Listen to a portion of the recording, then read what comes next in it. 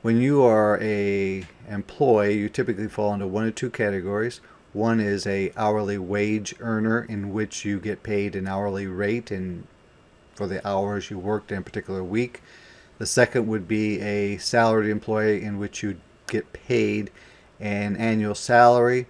And in this particular video, we'll be talking about the hourly wage earners. First example has to do with employees that work less than or equal to 40 hours per week.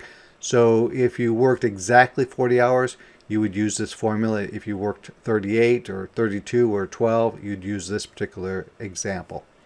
Let's say that your hourly pay is $20 per hour. Your hours worked that week was 30. Now we're assuming in this example that every single week you'll be working 30 hours at this rate. So the weekly pay is simply this number times this number, which is 600. The bi-weekly, which means you get paid, if you got paid every 2 weeks, would be this number times 2.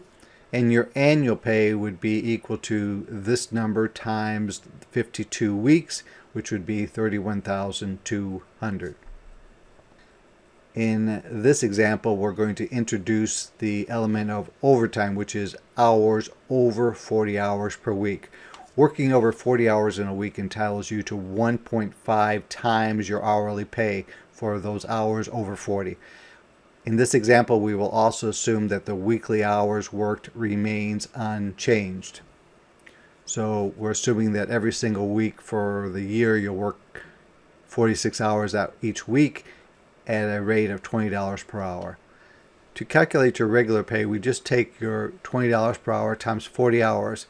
We don't look at the hours worked because we have to break it into regular pay hours, which is 40 hours or less, and hours over 40. So essentially you just take the 20 times 40 hours, again, since we exceeded 40 hours, and that equals 20 times 40 is 800.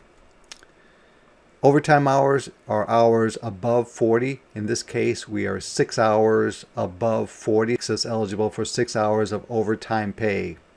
So 6 hours of overtime pay.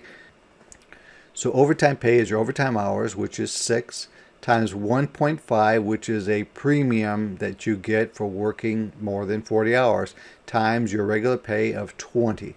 So if you take 6 hours times 1.5 times your 20, you'd come up with $180. To come up with your total weekly pay, you take your regular pay, which is there, plus your overtime pay, which is there, and you come up with $980. For bi-weekly, you just take this number and multiply it times 2. To come up with your annual pay, you would simply take your weekly pay times 52 weeks in the year to come up with $50,960 you would make that year. In this example, we add an additional twist in that your weekly pay changes from week to week and that you are paid bi-weekly. So again, assume weekly pay changes and you only receive overtime if your pay exceeds 40 hours for that week. So let's say our hourly pay is $22.55.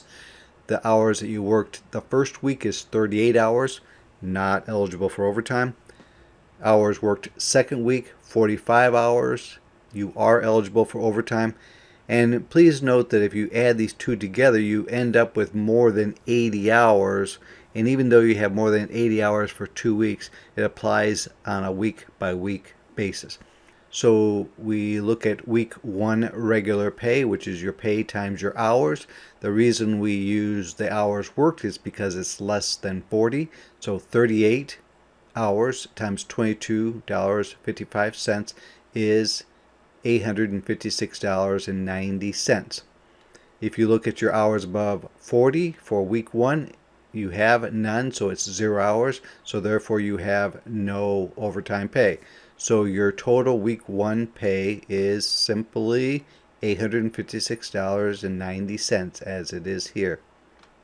To come up with week 2 regular pay, since we are over 40 hours, we just take our pay times 40 to get our regular pay amount, not overtime.